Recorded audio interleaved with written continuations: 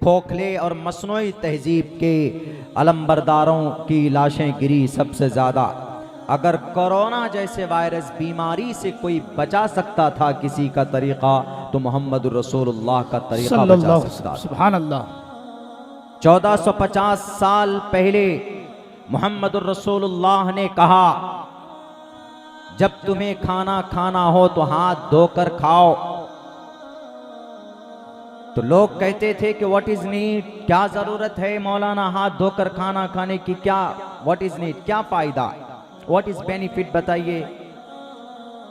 हम कहते थे कि बस this is command of Allah, last messenger Muhammad रसूलुल्लाह सल्लल्लाहु अलैहि वसल्लम, and this is method of our last prophet Muhammad सल्लल्लाहु अलैहि वसल्लम। ये हमारे नबी का, आखिरी नबी का तरीक़ा है, सुन्नत है, इसीलिए हम लोग इस पर अमल करते हैं। और एक बात पता होना चाहिए दुनिया को, अगर नहीं मालूम है, अल्लाह का कोई हुक्म, नबी का कोई तरीक़ा हिकमत से खाली नहीं हुआ करता, कोई ना कोई फायदा जरूर होता।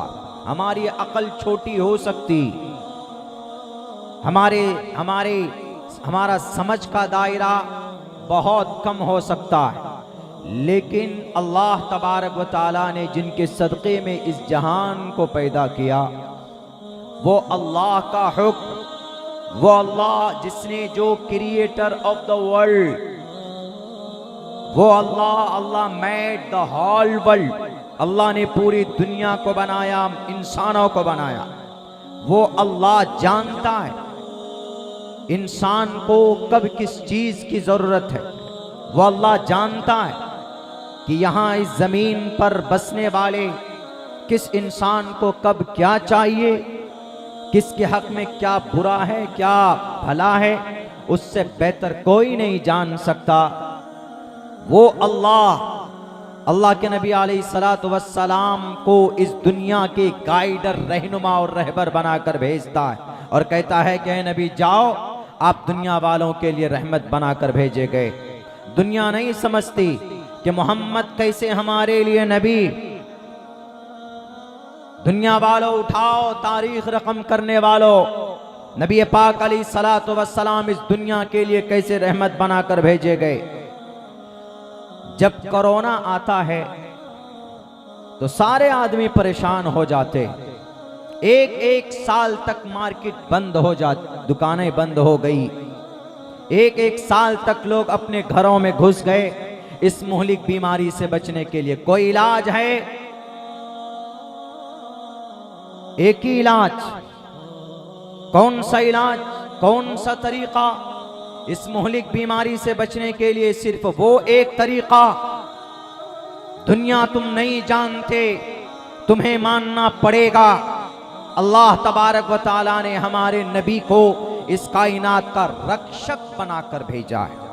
इस कायनात का जगतपति, असिनास दूदमन मठेश्वर्य गौणन्विता, सुभान अल्लाह। हमारे सनातन धर्मी भाइयों, हमारे इस देश में बसने वाले हमारे सनातन धर्मी भाइयों और हमारे ब्राह्मण भाइयों, जगतपति, जगत के मुहाफिज, पूछो अमेरिका से कोरोना से बचने का कोई उपाय, पूछिए जापान और जर्मनी से, तुम्हारे पास कोरोना जैसे मुहलिक बीमारी से बचने का कोई उपाय, कोई ना कोई रास्ता तो होगा। पूछिए चाइना से, जहां से ये पैदा हुआ कहा जाता है। WHO की यही रिपोर्ट, कोरोना वायरस वुहान से निकलकर पूरी दुनिया के इंसानों को डराया और मारा और कितनी जानें तबाह हो गई। पूछिए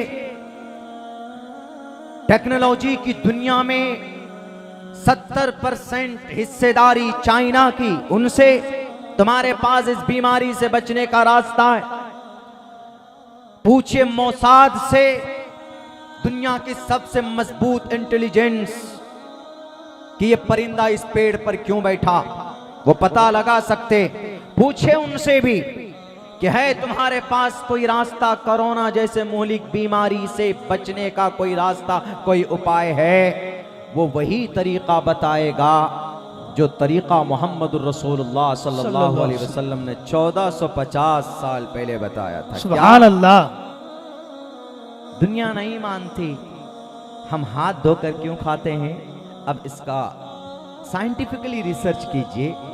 अल्लाह के नबी का तरीक़ा, कहीं बाहर से आते घर पे तो हाथ धोते, कोई चीज़ खाते तो हाथ धोकर पकड़ कर खाते, बिस्मिल्लाह पढ़ के खाते। लेकिन बिस्मिल्लाह तो हमारे और अदर रिलीजन के लोग नहीं पढ़ सकते, वो कुछ और पढ़ते, लेकिन हाथ तो धो सकते। तो हाथ धोने का फ़ायदा क्या है कि ताकि कोई हाथ में आपके कोई कीटाणु हो, कोई वायरस हो, कोई गंदगी हो, तो उससे आप महफूज हो जाएं, आपका ऑर्गन महफूज हो जाए। इसलिए कि जब आप कुछ खाते हैं, मुंह में लेते हैं, बच्चे खामोश रहो, मुंह में लेते हैं तो फौरन वो चीज़ आपके नाक के ज़रिए से और आपके मुंह के ज़रिए से वो चीज़ आपके ऑर्गन्स में जाती है, आपके एब्डोमेन सिस्टम में जाकर, पूरे स्टमक में, पेट में जाकर फिर वो चीज़ें आपको तबाह बर्बाद करती। इसलिए अल्लाह के नबी ने कहा कि हाथ धोकर खाएं ताकि कोई भी गंदगी हो तो ये साफ हो जाए। और इस हाथ को सबसे बेहतर, अभी तुम लोग साबुन और हैंड वॉश इस्तेमाल करते हैं, लेकिन बेहतर यह है कि अगर आप मिट्टी से हाथ धो लें, मिट्टी अगर कहीं मिले आप उससे हाथ धोएं तो उससे और ज़्यादा हाथ साफ हो। किस लिए? ताकि कोई गंदगी हो तो साफ हो जाए। लोग नहीं मानते थे कि अरे मौलाना लोगों को क्या हो गया, कहते हैं कि हाथ धो सुन्नत है, हाथ धो सुन्नत है, हाथ धो सुन्नत है। दुनिया ने नहीं माना। बिलाखिर जब कोरोना आया तो सबको मानना पड़ा कि हाथ धोने में फ़ायदा है। अब प्रचार भी करने लगे। हमारे भारत के प्राइम मिनिस्टर साहब भी खुद क्या बोलते थे, कोरोना से बचने का 2 ही रास्ता है। वैक्सीन तो बाद में, 1 साल बाद में वैक्सीन तैयार हुआ, वैक्सीनेशन का ज़माना बाद में आया, लेकिन फिल फॉर कोरोना जैसे मोहलिक वायरस से बचना है तो 2 रास्ता। पहले नंबर पर हाथ धोते रहना, हमेशा हाथ धोते हैं ना। कोरोना में हैंड सैनिटाइज अभी भी करते हैं। जो तरीक़ा, जो फ़ायदा और जो अच्छी चीज़ हमारे नबी 1450 साल पहले बता कर गए थे, लोग नहीं समझ रहे थे। कोरोना ने आकर समझा दिया कि अरे हाथ धो, हाथ धोने में फ़ायदा ये है कि मैं तुम्हारे अंदर नहीं घुस सकता। हाथ धोने का फ़ायदा देखिए। हमारे नबी 1450 साल पहले इसका इलाज बता कर गए, कोरोना जैसे मोहलिक चीज़ों का। जब लोग हाथ भी धो रहे हैं, कहीं बाहर से आते हैं तो हाथ धोते हैं, कहीं दुकान में जाइए तो हर किसी ने सैनिटाइज का बोतल रखा हुआ है कि नहीं पहले हाथ धोकर आइए, सैनिटाइज कीजिए, हाथ धोना ही हुआ वो, केमिकल लीजिए, हाथ धोइए। अब बताइए, ये है रहमतुल लिल आलमीन। नबी का तरीका दुनिया वालों के लिए रहमत है। 1450 साल पहले मोहम्मदुर रसूलुल्लाह बता कर गए, दुनिया ने नहीं माना। कोरोना ने कहा कि हम मनवाएंगे। बड़े बड़े लोग, अमेरिका हो, चाइना हो, जापान हो, इटली हो, जर्मनी हो, इजराइल हो, कोई भी हो, सबने कहा कि कोरोना से बचना है तो हाथ धो, हाथ धोते रहो। अब दिन में एक बार नहीं, दिन में 10-10 मरतबा लोग हाथ धोने लगे। जबरदस्ती सुन्नत पर अमल करना पड़ा। दूसरा कौन सा वो अमल जिससे कोरोना से बच सकते हैं, वो ये है कि मास्क लगा कर रखो। मास्क योर फेस, आपके चेहरे पर मास्क होनी चाहिए। प्लीज कीप इट, हमेशा इसको रखिए। इससे एक पैगाम और दिया कि जो लोग एतराज करते थे हमारी बहन बेटियों पर कि तुम नकाब मत ओढ़ो, नकाब और हिजाब करने से, नकाब चेहरे पर डालने से सफोकेशन, यानी 6 घंटे तक बच्चियां और समाज की बहू बेटियां कैसे हिजाब में और नकाब में रहेंगी, सांस लेने में दिक्कत होगी। तो कोरोना ने कहा कि नहीं, ये अल्लाह का ऑर्डर है, ये कभी भी नुकसानदेह नहीं हो सकता है। तुमको यकीन नहीं तो आओ। कोरोना ने कहा कि जब तुम 12 घंटा अपने ऑफिस में बैठकर मास्क लगाकर बैठ सकते हो, तो क्या हमारी बहन बेटियां हिजाब और नकाब डालकर 12-6 घंटे नहीं रह सकती? ये है रहमतुल लिल आलमीन। सुभान अल्लाह। दुनिया कहने वाले कहते हैं कि अरे 1450 साल पहले आपके नबी आए, दुनिया तरक्की कर रही है, पहले मोबाइल कोई और था, आज के ज़माने में आधुनिक ज़माना है, मोबाइल अलग हो, 4-4 कैमरे का मोबाइल, 2-2 लाख रुपए का मोबाइल, पहले तो नोकिया का और मोटोरोला का सिंपल मोबाइल हुआ करता था, उससे पहले रिसीवर फोन हुआ करता था, उससे पहले और तरीका था। दुनिया कहती है कि अरे लोग तरक्की कर रहे हैं, आप भी आगे जाओ, आप क्या नबी पाक अलैहिस्सलातु वस्सलाम का तरीका लिए बैठे हो। दुनिया में दुनिया वालों याद रखना, हमारे नबी पाक अलैहिस्सलाम का तरीका कभी भी पुराना नहीं होता है। आप अलैहिस्सलातु वस्सलाम 1450 साल पहले आए जरूर थे, लेकिन to the day of judgement, क़यामत तक नबी पाक अलैहिस्सलातु वस्सलाम की सुन्नत पर अमल होगा, ये चीज कभी पुरानी नहीं हो सकती। आप अलैहिस्सलातु वस्सलाम किसी एक वक्त के लिए नहीं थे, मुहम्मदुर रसूलुल्लाह किसी एक इलाके के लिए नहीं थे, मुहम्मदुर रसूलुल्लाह इसी महीने में पैदा हुए। मुसलमानों, हमें नबी पाक अलैहिस्सलातु वस्सलाम की तारीख़ पैदाइश पता होना चाहिए, हमारे बच्चों को नबी पाक अलैहिस्सलाम की सीरत मालूम होना चाहिए, हमारे नौजवानों को सलमान खान की कौन सी फिल्म रिलीज हो रही, शाहरुख खान की कौन सी पिक्चर रिलीज हो रही, कौन सी फिल्म ने कितना बिजनेस किया, ये पता तो रहता है, लेकिन हमारे नबी की क्या तारीख है, सहाबाए कराम ने कितना खून पसीना बहाकर ये बेहतरीन मजहब हम तक पहुंचाया है, हमारे नौजवान नहीं जानते। आपको पता होना चाहिए, नबी पाक अलैहिस्सलातु वस्सलाम इसी मुबारक महीने में रबीउल अव्वल में, अब से तकरीबन 1493 साल पहले आप अलैहिस्सलाम इस धरती पर आए। यहाँ से तकरीबन 8000 किलोमीटर दूर अरब मुल्क में मक्कतुल मुकर्रमा एक शहर के अंदर 9 फीट चौड़ा, 9 फीट लंबा, 8 फीट चौड़ा एक मकान में आपका जन्म होता है। सोमवार के दिन सुबह अर्ली मॉर्निंग भारत के हिसाब से 6:50 पर और अरब टाइम के हिसाब से 4:20 पर मोहम्मदुर रसूलुल्लाह इस दुनिया में आते।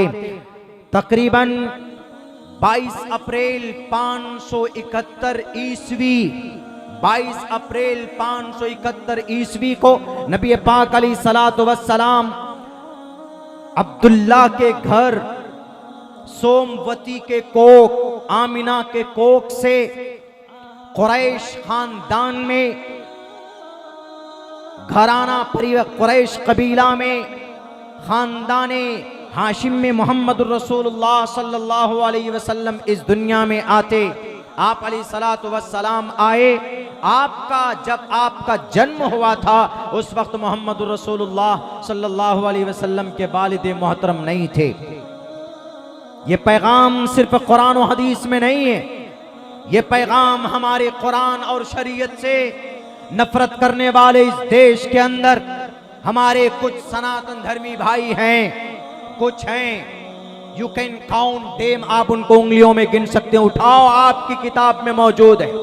शंभल गराम गुख्यस, बहुत पुराना श्लोक है, शंभल गुराम गुख्यस बाराहमणयस गहातमण भवने विष्णु यशसा कल की प्रादुर्भविष्यति।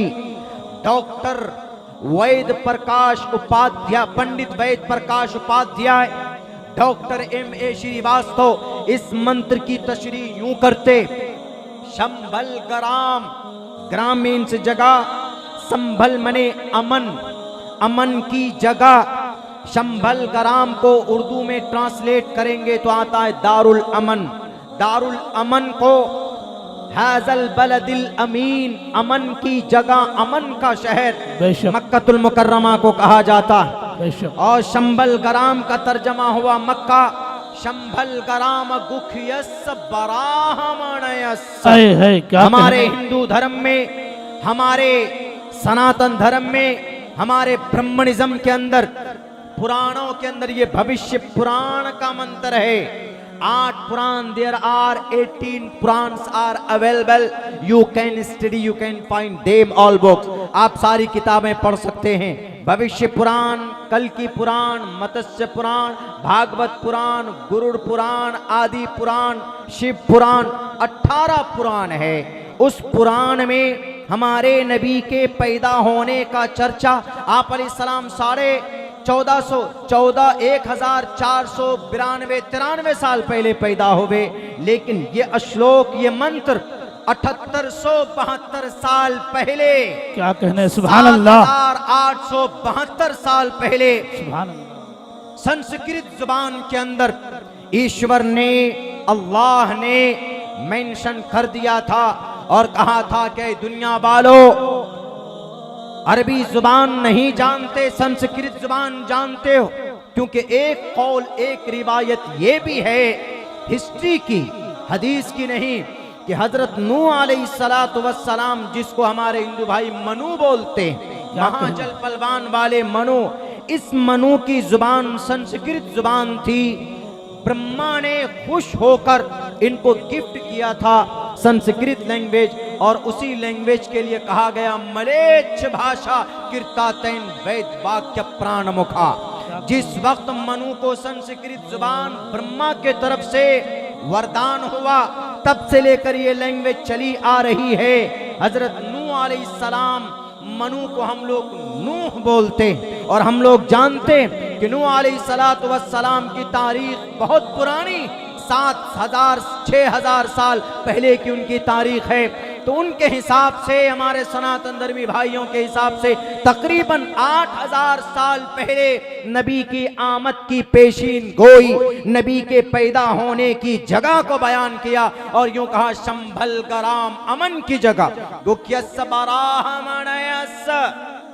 हमारे हिंदू भाई में महान किन को माना जाता है?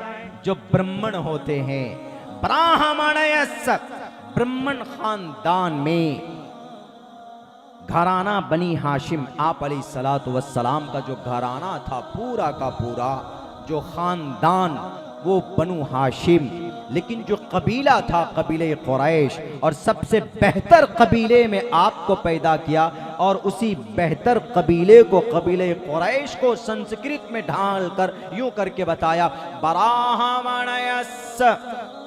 इस्लाम में कुरैश आला सैयद, और हिंदू समाज में ब्राह्मण आला माने जाते हैं। कहा जाता है कि ब्रह्मा जी के सर से पैदा हुए। मेरे पास बहुत सारे श्लोक है जो मैं बता सकता हूं कि ऐसा कुछ भी नहीं है, लेकिन मेरा वो टॉपिक नहीं है। सीरतुन नबी पे हमको बोलना।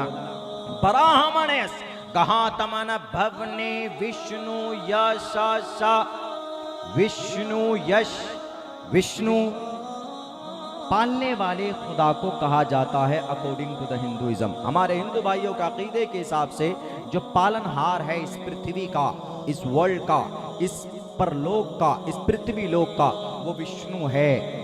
विष्णु, और इसी विष्णु को if you want to translate Vishnu into the Arabic language, Vishnu का एग्जैक्ट मतलब आएगा अब्दुल्लाह। विष्णु यश, विष्णु यशा, कल की प्रादुर्भविष्यति, आखिरी जमाने में आखिरी नबी बनकर आने वाला शंबल गराम में, और वो ऊंचे खानदान में, और अब्दुल्लाह के जरिए, विष्णु यश के जरिए। माँ का नाम सोमवती के कोख से, Somvati this is Sanskrit word, Sanskrit लफ्ज है, लेकिन इसका एग्जैक्ट मतलब अगर आप अरबी में फाइंड करना चाहते, ढूंढना चाहते हैं, तो सोमवती को अरबी में आमिना बोलते। सोमवती का मतलब अमन वाली, शांति वाली, इसी को अरबी में ले जाएंगे आमिनतुन, आमीना। अल्लाह के नबी की अम्मा का नाम आमिना।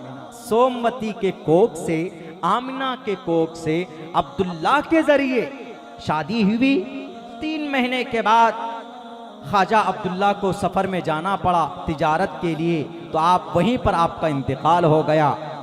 आप अलैहिस्सलाम के जन्म से, आप अलैहिस्सलातु वस्सलाम की पैदाइश से पहले आपके अब्बा का इंतकाल हो चुका था। लेकिन विष्णु यश अब्दुल्ला की अब्दुल्ला आपके वालिद, अब्दुल्ला की निस्बत, वो नस्ल, अब्दुल्ला के जरिए विष्णु यश शंबल गराम अमन की जगह यानी मक्के में बराहमण यस बरा ऊंचे खानदान मतलब कबीले कुरैश में आप अलैहिस्सलाम का जन्म हुआ।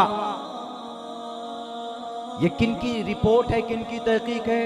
डॉक्टर पंडित वेद प्रकाश उपाध्याय, डॉक्टर M.A. श्रीवास्तव। ये कौन सा नाम है?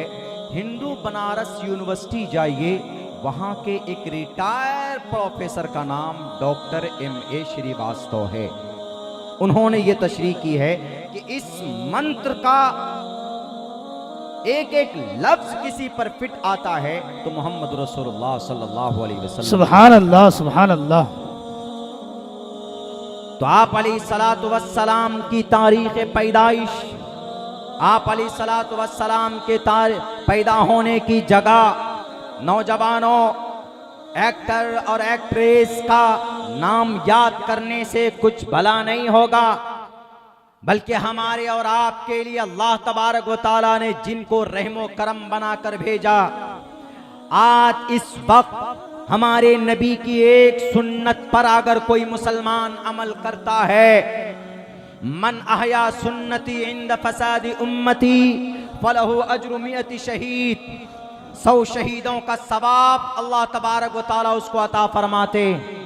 एक सुन्नत पर अमल करने से ऐसे वक्त में जब पूरी दुनिया की बातिल ताकत आपके मजहब को मिटाने के लिए तुली हुई, पूरे दुनिया के enemies of Islam every time they want to wipe off the Islam from the earth, दुनिया के तमाम इस्लाम के मजहब इस्लाम के दुश्मन वो चाहते हैं इस इस्लाम को दुनिया से मिटाने के लिए कोशिशें करते हैं।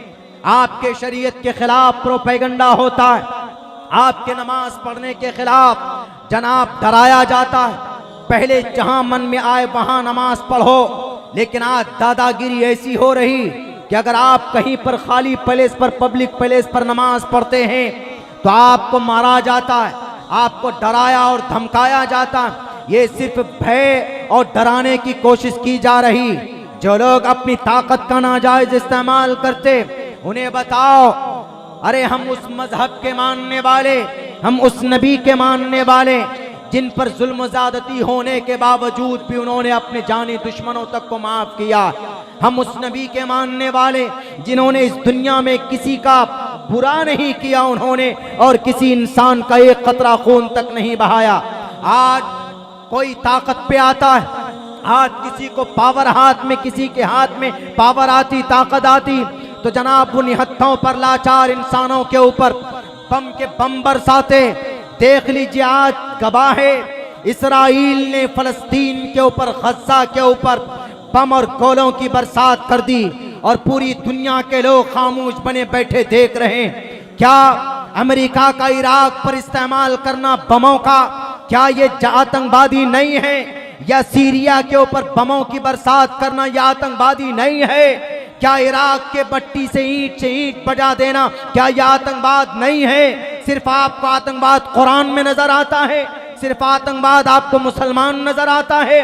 अरे हमारे नबी के ऊपर पत्थरों की बारिश हुई और दुनिया की सबसे ताकतवर तरीन फरिश्ता हजरत जिब्राइल आए और आकर कहे कि अल्लाह के नबी आप इशारा कर दो, इन ताइफ वालों को दोनों पहाड़ों के बीच में पीस दिया जाएगा। आज 5 साल के लिए तुम कुर्सी पर बैठते हो तो तुम जनाब निहत्थों के ऊपर लाठी चार्ज करते हो, टोपी और दाढ़ी पकड़ पकड़ कर मारते हो कि तुम्हारा मुसलमान होना जुर्म है इस दुनिया के अंदर। अपने ताकत के नशे में चूर मत होना, तुमसे बड़े ताकतवर आए थे, हिटलर का नाम भी था इस दुनिया के अंदर, लेकिन बाथरूम टॉयलेट के अंदर उसकी मौत हुई। कारून से ज्यादा मालदार तुम नहीं हो, लेकिन अल्लाह तबारक व तआला ने कारून को उनके दौलत समेत जमीन में धंसा दिया।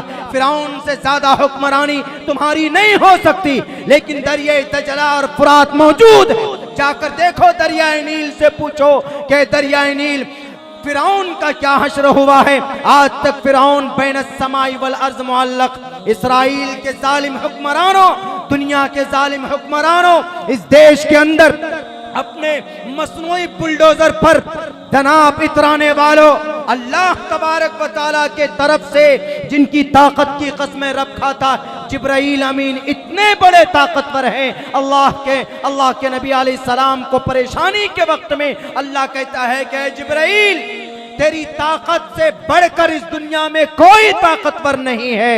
ज़ी क़ुव्वतिन इंद ज़िल अर्श मकीन, तुझसे बड़ा ताकतवर कोई नहीं है, तुझसे बड़ा कोई एटम बम नहीं है। वो जिब्राईल जिसने कौम लूत को जमीन से उठाकर एक पर में 7वें आसमान पर ले जाकर पटक दिया था, पूरी कौम तबाह हो गई थी।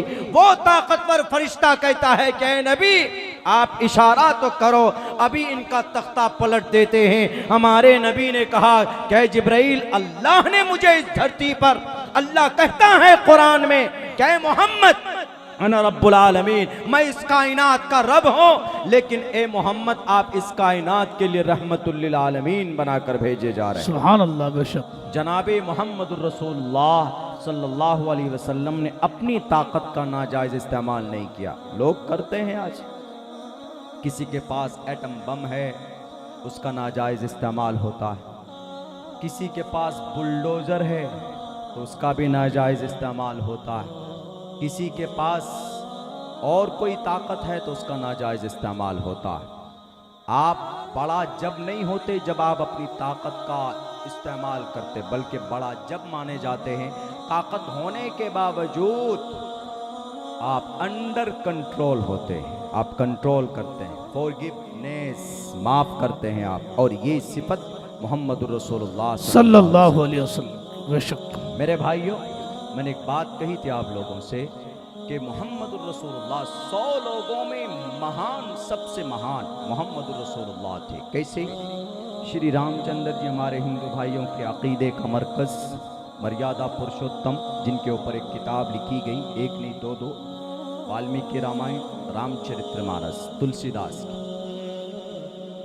श्री कृष्ण जी उनके बाद में इस धरती पर आए, उनके ऊपर भी किताब गीता मौजूद है, महाभारत मौजूद है। श्री कृष्ण जी के उपदेश हैं, श्री कृष्ण जी की पैदाइश, श्री कृष्ण जी की जीवनी मिलाइए, हजरत मूसा अलैहिस्सलाम की जीवनी मिलाइए, सेम। मैं ये कह सकता हूँ कि सिर्फ फ़र्क अगर है तो 20% फ़र्क, वरना 80% जो जीवनी, जो रिवायात, जो तहकीक, जो वाक़या हजरत मूसा अलैहिस्सलाम का है, सेम उसी तरीक़े पर श्री कृष्ण जी की ज़िंदगी आप लोगों के सामने आ सकती है अगर आप पढ़ें तो। जैसे हज़रत मूसा के बारे में था कि अल्लाह तबारक व तआला ने दुश्मन फ़िरौन के घर पे ही परवरिश की, चूँकि फ़िरौन को किसी ने कहा था कि तुम्हारे साम्राज्य में एक ऐसा बच्चा पैदा होगा जो तुम्हारा तख्ता उलट कर रख देगा, तो उन्होंने सारे बच्चों को कत्ल करना शुरू कर दिया, लड़कों को, सबको।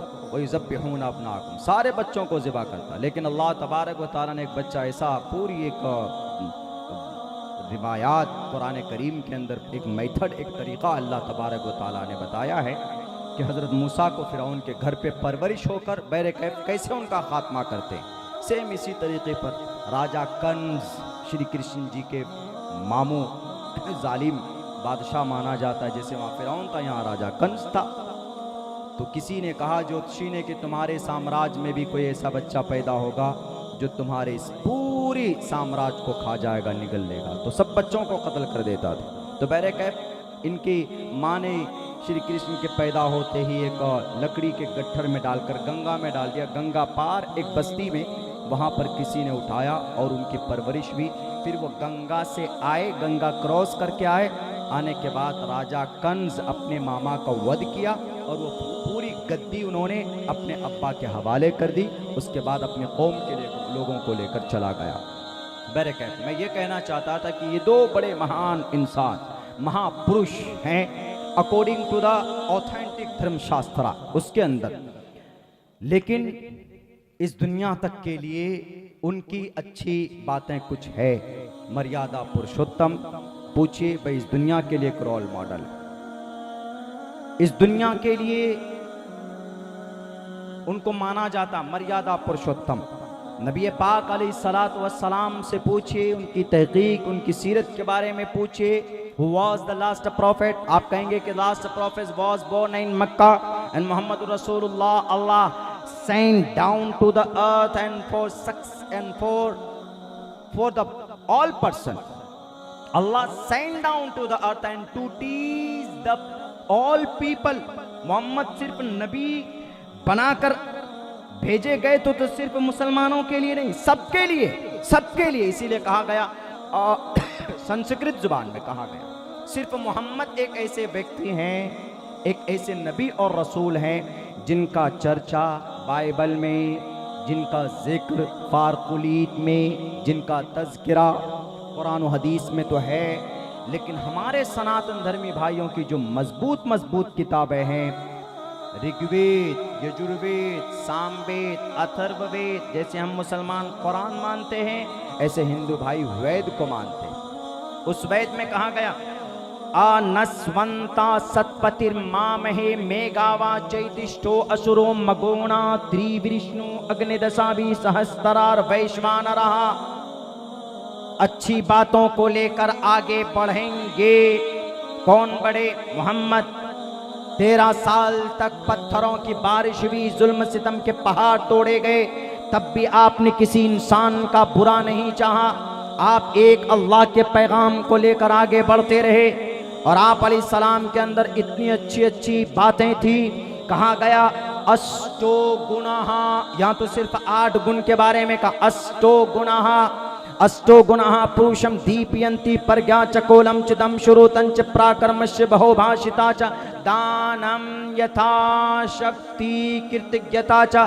दानम, आप दानी भी थे, आप भूखे रहते, लेकिन घर में अगर कोई खाने का सामान होता, कोई साइल आ जाए, कोई फकीर आ जाए, कोई मांगने वाला आ जाए, तो आप फौरन अपने आप को भूखा रखते, लेकिन दूसरों को दे देते थे। सहाबाए किराम को आपने ऐसी तरबियत की थी कि सहाबाए किराम वयुसिरून अला अनफुसिहिम वलौ कान बिहिम खसासा। हिजरत के बाद सहाबाए किराम के अंदर ये सिफत देखी गई थी कि अगर उनका कोई दूसरा भाई भूखा है तो आप उनके घर में अगर एक रोटी बनती थी तो भूखे भाई को देते और अपने आप भूखा रहते, दूसरे का पेट भरते। ये सिफत अगर किसी की रही है तो अल्लाह के नबी अलैहिस्सलातु वस्सलाम की रही।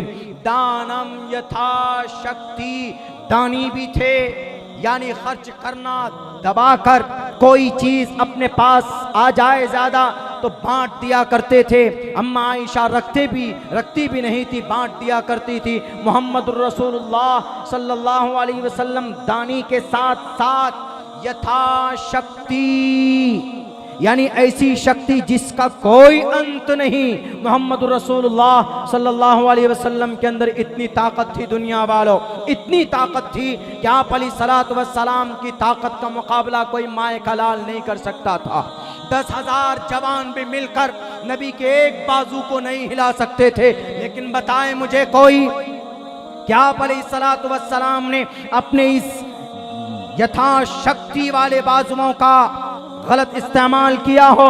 अरे आपने जंग के मैदान में फतेह मक्का के मौके पर बेटियों को कहा था कि जाओ मक्का की बेटियों, आज मोहम्मद इब्न अब्दुल्ला आया है, किसी बेटी के आंचल को उनके सर से नहीं उतारा जाएगा। जाओ मक्का के बच्चों, आज तुम्हें यतीम नहीं बनाया जाएगा। जाओ मक्का की माँ, आज तुम्हें आज बेवा नहीं बनाया जाएगा। अगर ताकत होने के बावजूद भी रहमो करम माफी का अगर 100 गुना दर्जा अगर क्वालिटी किसी के अंदर पाई जाती है तो मोहम्मद रसूलुल्लाह सल्लल्लाहु अलैहि वसल्लम के अंदर पाई जाती। पूछो दुनिया वालों, किसी महापुरुष में ये गुण है? नहीं है।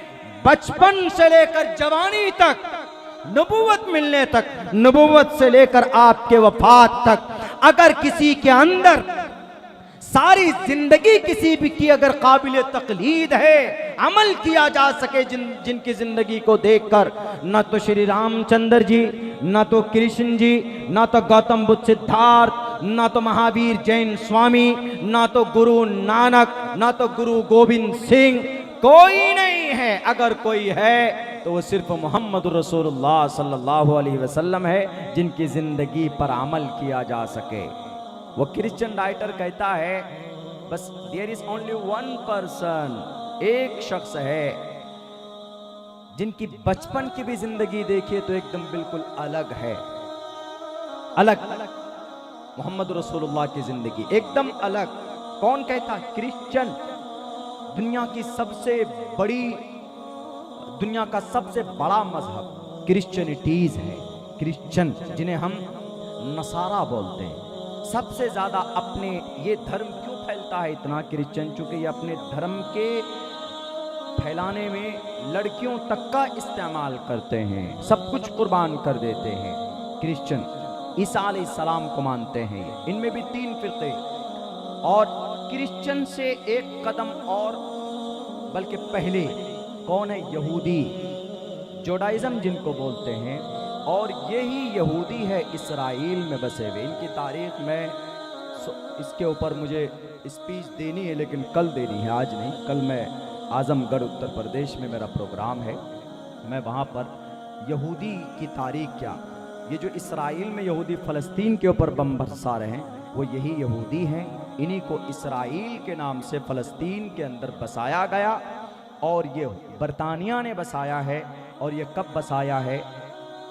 तकरीबन 1947 में मंजूरी मिली थी बाज़ाब्ता।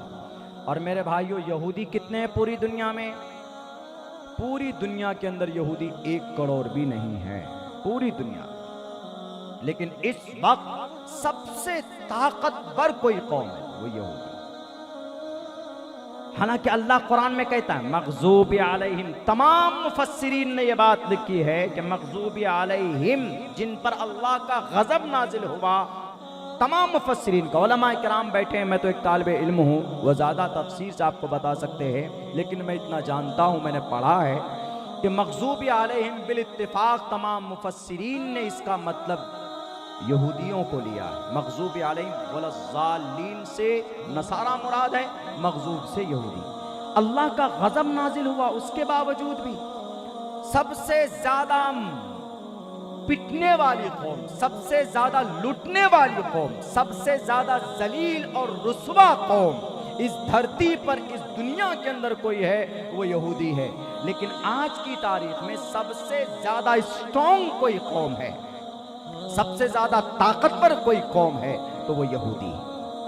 अच्छा, इतना सब कुछ होने के बावजूद भी इस कौम में, ये कौम यहूदी सिर्फ 1 करोड़ क्यों है? यहूदी तन्हा एक ऐसा मजहब और धर्म के लोग हैं जो अपने धर्म का प्रचार नहीं करते हैं। अगर आप जाएंगे कोई, I want to convert into the Judaism, I want to be यहूदी फ्रॉम टुडे, आज से हम यहूदी बनना चाहते हैं सर, हमको ले लीजिए। वो कहेगा नहीं, आइए खाना खाइए, नाश्ता कीजिए, पेट भरिए, चले जाइए, लेकिन यहूदी नहीं बनाएंगे। वो अपने यहूदी धर्म के ऊपर मेहनत नहीं करते, वो नस्ल के ऊपर मेहनत करते हैं, नस्ल के ऊपर। और आपको मालूम नहीं है, जब मैं पढ़ रहा था 3 रोज पहले यहूदी की हिस्ट्री जब मैं पढ़ रहा था, तन्हा एक ऐसी लूटने वाली कौम है कि लूटने के बाद 6 लाख यहूदी को तो हिटलर ने सिर्फ मारा था गैस के चैम्बर में, जो भी चाहता भगा देता, मार देता था। तकरीबन 38 तंजीमें बनी यहूदी धर्म के अंदर, कहाँ? अमेरिका में और फ़लस्तीन, इसराइल के अंदर, अपने मजहब और अपनी बका के लिए जो इन्होंने मेहनत की है। और पता है मेहनत कैसे की? मेहनत करने का कोई तरीका होता है? तो उन्होंने मोहम्मद रसूलुल्लाह की सीरत को सामने रखकर मेहनत की। और आज मोहम्मद की सीरत पर चलकर यहूदी कामयाब, और आज हम मोहम्मद का नाम सिर्फ लेकर आज हम नाकाम। फर्क यह है वो प्रैक्टिकली अमल करते हैं, और हम में फर्क यह है कि हम प्रैक्टिकली अमल नहीं करते। आज हम यहाँ जलसे में तो जनाब खूब फजीलत पर बात करेंगे, बड़ी तादाद में लोग आएंगे, हम भी बयान करेंगे, सब मुसलमान जो हैं, जो मोहम्मद रसूलुल्लाह के आशिक और हम गुलाम और हम मुहिब हैं, लेकिन अमली एतबार से खोखला, पूछ लो 5 सुन्नत नबी की बता दे कोई नौजवान, इधर उधर देखेगा नहीं बता सकता। यहूदी प्रैक्टिकली नबी की सीरत पर अमल कर कर कामयाब हुआ है। आज चौथा prime minister of Israel, Israel का चौथा प्राइम मिनिस्टर का नाम गोल्डा मायरा लेडी थी, ताकतवर बोल्ड लेडी। ये इसराइल बहुत पुराना 100 साल इसकी तारीख नहीं है मुल्क इसराइल की, बल्कि आप कहिए तो 6 मुल्कों को, सीरिया, जॉर्डन, लेबनान और मिस्र, इन सबको अकेला, और सऊदी अरब, इन सबको तने तनहा 1967 में पानी पिलाकर दम छोड़ा था मुल्क इसराइल ने। ताकत कहां से आई थी? ताकत नबी के तरीके पर चलकर इन्होंने हासिल किया था। उस वक्त का प्राइम मिनिस्टर मुल्क इसराइल का गोल्डा मायरा एक लेडी थी। उस गोल्डा मायरा ने ऐलान किया, जॉर्डन गई, अरब गई और हर जगह पर जाकर पैसे देकर उनसे वहां हथियार लेकर आते थे। सबसे ज्यादा हथियार, वेपन्स, लड़ाकू विमान अमेरिका और चाइना और रशिया के लाइन में किसी का नंबर आता है तो इसराइल का आता। इतना छोटा सा 55 मुस्लिम कंट्री के बीच में यह मुल्क है बसा हुआ, 55 मुल्कों के बीच में, लेकिन किसी की हिम्मत नहीं है कि मुल्क इसराइल की तरफ उंगली उठाकर देख ले। इतनी ताकतवर है। कैसे ताकतवर हुई? एक वाकया छोटा सा बताता हूं। वहां की प्राइम मिनिस्टर गोल्डा मायरा, हिस्ट्री उठाकर पढ़ लीजिएगा अगर आपको पढ़ने का, मुताला करने का शौक हो तो। मेरी जुबान, मेरी बातें उमूमन मेरी आदत रहती है कि बिना तहकीक के और बिना रिसर्च के हम अपनी जुबान पर नहीं लाते। गोल्डा माहिरा करीब के मुल्कों में जाकर इन्होंने सबसे सौदा किए कि हमें ये हथियार चाहिए, हमें ये वेपन्स चाहिए, हमें ये गन चाहिए, हमें ये तोप चाहिए, हमें ये गोला चाहिए, हमें ये फाइटर जेट चाहिए, हमें फला चाहिए, ये चाहिए। जबकि वहां पर इसराइल में भुखमरी, सारे मीडिया वाले और वहां के आवाम इनके मुखालिफ गोल्डा मायरा के, मैडम आप प्राइम मिनिस्टर क्या बने, हमें आप भूखा मार देंगे। उन्होंने कहा कि तुम लोग नहीं जानते हो, जाओ कुछ सालों के बाद मुझसे मुकाबला करना। जब पैसे देकर वहां के आवाम को भूखा रखकर जब इसने टोटल हथियार को जमा किया, 1948 में जंग शुरू हुई। इसराइल एक तरफ और चारों तरफ से 6 मुल्क, बड़ी क्या नेशन, सऊदी अरब, इजिप्ट, इधर मिस्र, उधर से सीरिया, लेबनान, जॉर्डन, उधर समंदर बीच में गजा, फिर फलस्तीन का टेंशन अलग बीच में। अब बताइए कि ये क्या करे। लेकिन 1948 से लेकर 1967 तक ये जंग चली और सबको पीछे छोड़ दिया, सबको हराया और मुल्क इसराइल 1967 में बाज़ाब्ता फलस्तीन पर और कब्जा किया। 80% फलस्तीन के ऊपर कब्जा किया और ये कहा कि वी वॉन, हम जीत चुके। गोल्डा माहिरा ने ऐलान किया। तब बुलाया उन्होंने मीडिया वालों को, आओ मैं तुम्हें बताता हूं, अब से 4 साल 5 साल पहले तुम लोगों ने ऐलान किया था ना कि मैडम भूखे मर रहे हैं मुल्क इसराइल के लोग और आप हथियार खाने में बेचते हैं। जो भी पैसा बचा है यहाँ के लोगों की परवरिश कीजिए, इसराइल में बसने वालों के, आप क्यों हथियार खरीद रहे हैं? उन्होंने कहा कि तुम नहीं जानते, अब मैं बताता हूं। उन्होंने कहा कि देखो आज मेरी क्या हैसियत है, आज हम जो चाहते थे हमने वो हासिल कर लिया है। कहा कि आपने ये टिप्स कहाँ से सीखा? उन्होंने कहा कि मैंने अपने स्कूल में, स्कूल की किसी सिलेबस में, किसी चैप्टर में मैंने एक वाकया पढ़ा था, एक हिस्ट्री पढ़ी थी, एक तारीख मैंने पढ़ी थी। उन्होंने कहा कि कौन? उन्होंने कहा कि मोहम्मद रसूलुल्लाह सल्लल्लाहु अलैहि वसल्लम की। कहा क्या तारीख पढ़ी आपने? कहा कि हमने देखा मोहम्मद रसूलुल्लाह है, आप अलैहिस्सलातु वस्सलाम के पास 9 तलवार है और आपके पास, मैंने कपड़े के ऊपर रिसर्च किया तो कपड़े मोहम्मद के पास कोई खास थे ही नहीं, 1-2 जोड़ी कपड़े बस, और तलवारें 9 थी। और मोहम्मद रसूलुल्लाह क्या आराम से रहे? नहीं, आप अलैहिस्सलातु वस्सलाम ने अपनी दिफा में तकरीबन 23 या 27 जंग में शरीक हुए। 27 जंग, बनफ्स नफीस। भूखे रहते थे वो, लेकिन तलवारें हाथ में होती थी उनकी। और बिल आखिर 23 साल नहीं, 10 साल की कलील मुद्दत में मोहम्मद ने अपना जो लोहा मनवाया, मैंने उसी मेथड को अपनाया। नबी भूखा है लेकिन घर में 9 तलवार है, मैंने वही मेथड अपनाया। मुल्क इसराइल के लोग भूखे हैं, लेकिन मैंने हथियार को जमा करना शुरू किया। सेम मोहम्मद तलवार लेकर मैदान में निकलते थे, तो जो दुश्मन लड़ने आते थे, मोहम्मद के तेवर को देखकर उनका खून पानी की तरह हो जाता था। मोहम्मद के जाहो जलाल को देखकर या मोहम्मद के शेरों को देखकर लोग हथियार डाल दिया करते थे और आप अलैहिस्सलातु वस्सलाम के करीब आ जाते थे। आप अलैहिस्सलातु वस्सलाम का ये तेवर था।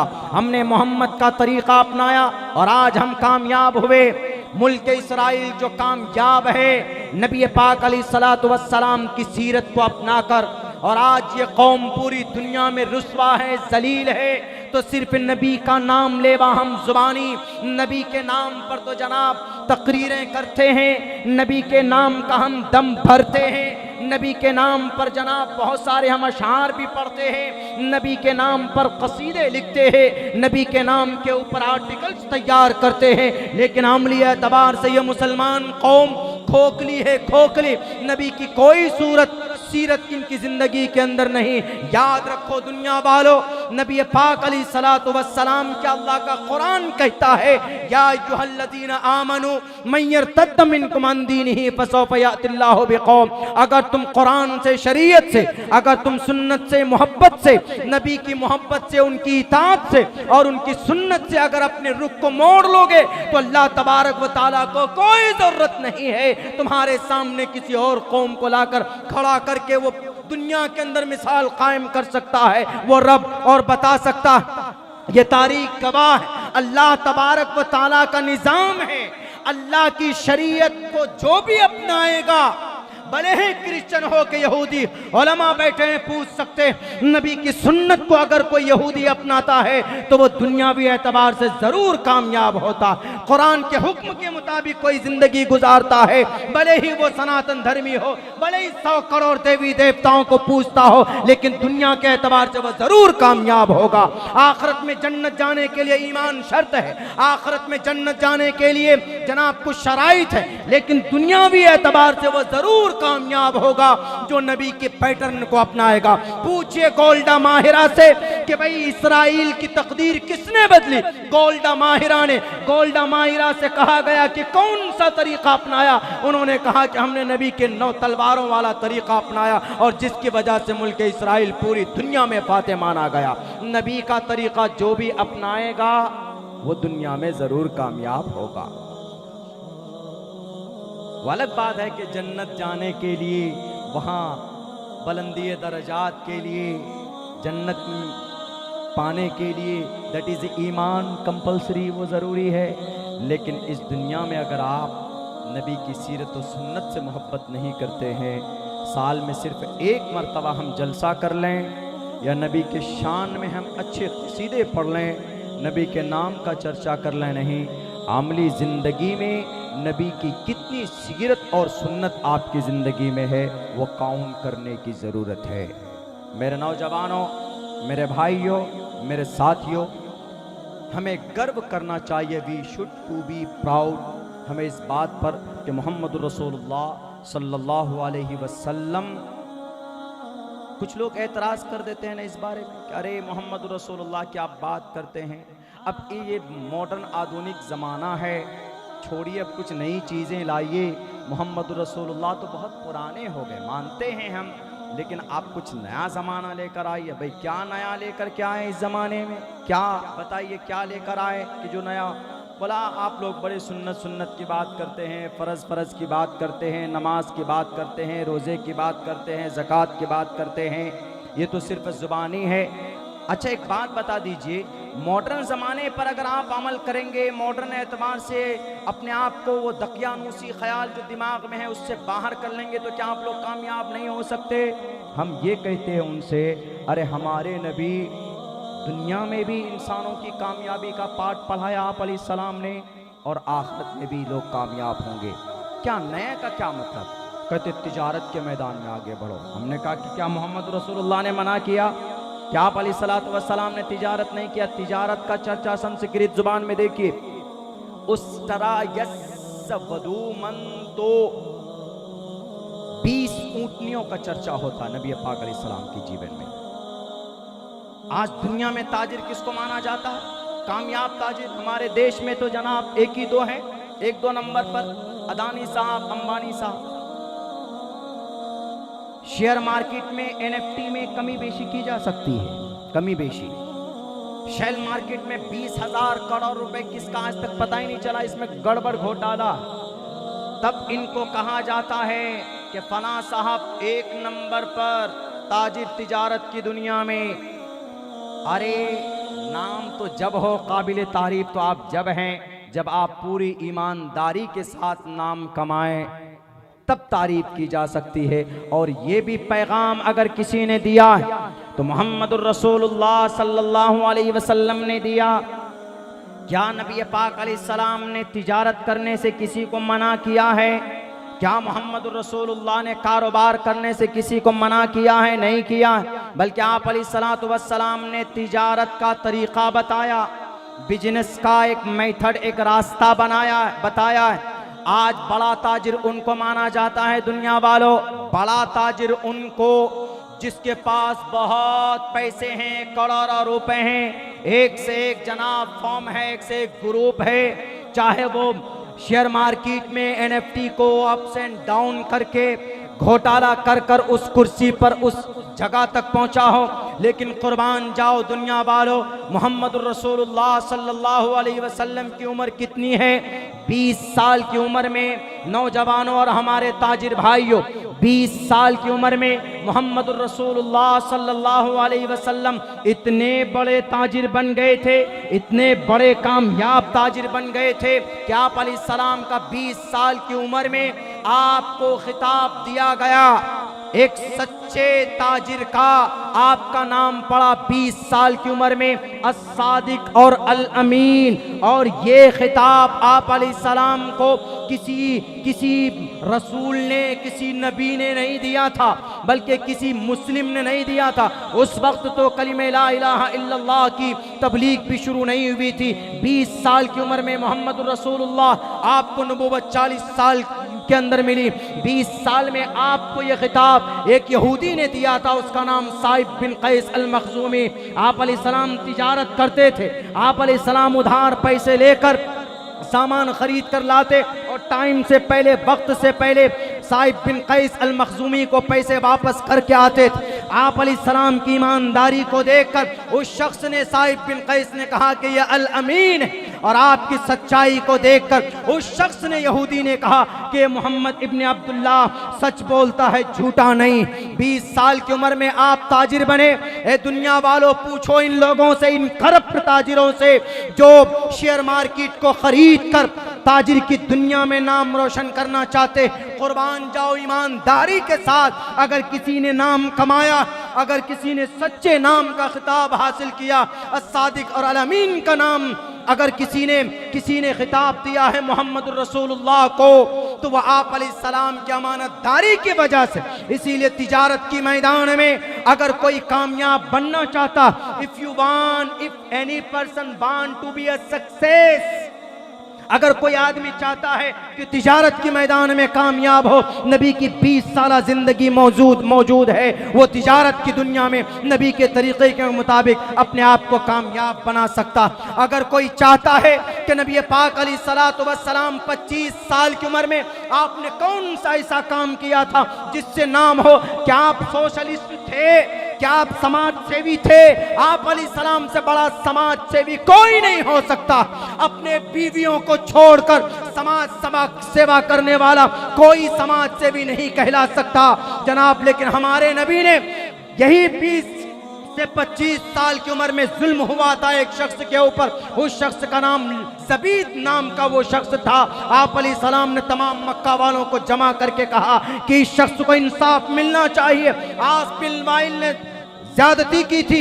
आप अलैहिस्सलाम ने एक तंजीम बनाई थी, आप अलैहिस्सलाम ने एक सोसाइटी बनाई थी, आपने एक ट्रस्ट बनाया था। उस ट्रस्ट का नाम हिल्फुल फुजूल रखा गया। उसका मकसद ही सिर्फ ये था कि गरीब लोगों को कुछ मिले, मजलूमों को इंसाफ मिलना चाहिए, बेबस लाचार इंसानों को उनकी हालत के ऊपर तरस खाकर उनके ऊपर रहमो करम का फैसला हो, उनका हक उन तक मिलना चाहिए। आज ऐसी तंजीमें नहीं नजर आती हैं जनाब। हम तंजीम के मालिक होते लेकिन कुर्सी पर बैठकर सिर्फ जनाब जब घर उजड़ जाता है तो भारत के अंदर बड़ी बड़ी तंजीमें हैं, हमारे हिंदू भाइयों के भी और हमारे मुसलमानों के भी।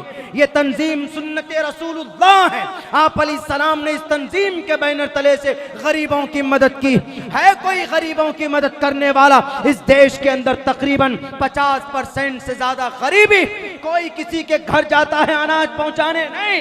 उठाओ तारीख, हजरत उमर फारूक के अपने कंधे पर जनाब अनाज की बोरी ले लेकर आप अमीरुल मोमिनीन जाया करते थे नबी की तरबियत की वजह से। उठाओ तारीख इमाम हुसैन और इमाम हसन की। हुसैन रजी अल्लाह ताला बहुत मोहब्बत करते, लेकिन इनका एक नाम अबुल मसाकीन था, मिस्कीनों के लिए हमेशा मेहनत और कोशिशें करना।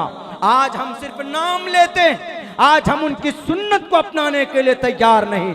दुनिया का कोई राइटर, कोई भी रिसर्चर नहीं कह सकता कि नबी पाक अलैहिस्सलातु वस्सलाम फॉलोएबल नहीं। जिंदगी की किसी भी हिस्से को नबी पाक अलैहिस्सलाम की रिसर्च कीजिए तो इंशाअल्लाह आपको कोई ना कोई रास्ता जरूर वहां पर मिलेगा। 20 साल की उम्र में आप बड़े ताजिर, इसीलिए कहा गया वरफ़अना लका ज़िक्रक, ए मोहम्मद हम आपका चर्चा हर फील्ड में, हर इलाके में, हर दुनिया के गोशे में हम आपका चर्चा कर देंगे। अगर कोई संस्कृत पढ़ने वाला होगा तो आपके पाक नाम की विशेषताओं का वर्णन कर देंगे। सैकड़ों श्लोक मौजूद है, सैकड़ों बाइबल के अंदर लाइन्स मौजूद है मोहम्मद रसूलुल्लाह की अच्छी विशेषताओं का। अहमिद्दी पृष्ठुति मेगा मर्तस्य जगरंबम सूर्य वाजानी वैदाहम में पुरुष महानि मादित्यो वरुण तपस्य परस्तात यन्ने आया। बहुत सारी जगहों के ऊपर ये बहुत पुराने श्लोक जिसमें हमारे नबी की विशेषताएं। आप अलैहिस्सलातु वस्सलाम पैदा हुए इस मुबारक महीने में कहा जाता है मोहम्मद रसूलुल्लाह के बारे में कि आप मख्तून पैदा हुए थे। एक रिवायत ये भी है, तारीख इब्ने हिशाम ने ये रिवायत की है कि आप मख्तून पैदा नहीं हुए थे, खतना किया हुआ, जिनके बारे में आजकल कुछ लोग हैं ना पार्लियामेंट में भी बोल देते हैं उल्टी सीधी अलियाज़ु बिल्लाह, कटवा उसी से बोलते हैं। खतना हम लोग जो करते हैं ये सुन्नत है, करते हैं खतना हम लोग, लेकिन इसी को गलत माने में हमारे सनातन धर्मी कुछ अनपढ़ गवार और जाहिल मेंबर ऑफ पार्लियामेंट में बोलते हैं। निस्बत अपनी किताब में देखो, अंतिम महर्षि जो होंगे वो लिंक छिधी। शर्म आनी चाहिए आपको। वेद व्यास जी जो 7872 साल पहले भविष्य पुराण में कहा कि अंतिम महर्षि लिंक छिदी होंगे, जिनको तुम आप कटवा बोलते हो, वो भी पार्लियामेंट में। शर्म आनी चाहिए। ऐसे ऐसे अनपढ़ गवारों को कुर्सी इख्तिदार पर बैठने का कोई हक नहीं है। This is our freedom of expression. हम बोल सकते हैं, हमें बोलने की आजादी भारत के संविधान का दफा नंबर 19 देता है। आप किसी की मजहबी धारणाओं को, मजहबी अकीदे को आहत करेंगे तो आपको कोई भी टोक सकता, कोई भी रोक सकता। अगर हमारे भारत का प्राइम मिनिस्टर भी भारत के संविधान के खिलाफ करेगा तो एक एक नागरिक को आवाज उठाने की परमिशन है, इजाजत है। क्या कहा? कटवा बोलते हैं। क्यों भाई? हम कितना गलत लफ्ज इस्तेमाल करते हैं वो कि ये मुस्लिम कटवा, ओ कटवे बोलते हैं। अरे अंतिम महर्षि के बारे में भी ये लफ्ज है। क्या कहोगे उनको, अंतिम महर्षि को?